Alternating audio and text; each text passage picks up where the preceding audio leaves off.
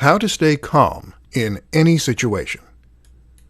We all know people in our lives who are as cool as cucumbers. These are the people who never seem to get fazed by anything. No matter how the world is crashing down around them, they know just what to say and do, and they act as a calming influence on everyone around them. Then there are the people who get into a flap, who panic, and who shout. Guess who is the more effective in a crisis? Guess who makes the better leader? Guess who people look up to more? So, staying calm in any situation is an incredibly useful skill to have. The question is how you go about overcoming the all-too-human urge to lose it. In this presentation, we'll go over some simple steps you can take to keep your cool. Breathe. The first thing you need to do is to breathe.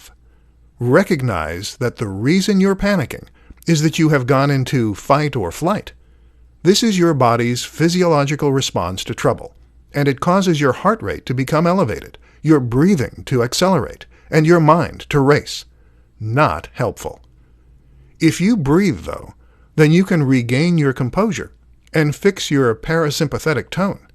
In plain English, you can trigger your rest and digest state, which is the polar opposite of fight or flight. To get into this zone, you're going to use something called belly breathing. Breathe by expanding your gut first, and that way you can fill your lungs more completely, starting at the bottom. Breathe in and out for a count of 3 on each.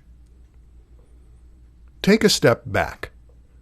The next step is to try and get your head in the game by removing your emotional response. You might be scared, worried for a friend, or upset. None of these things will help. So instead, take a step back and try to imagine what someone who wasn't you would do in this situation. What would James Bond do? Assess the situation in a more removed manner, and you'll come up with a better solution. Assess what needs to be done.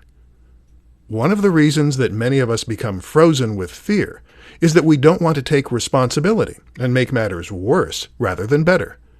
To avoid this, quickly identify the worst-case scenario and the best-case scenario.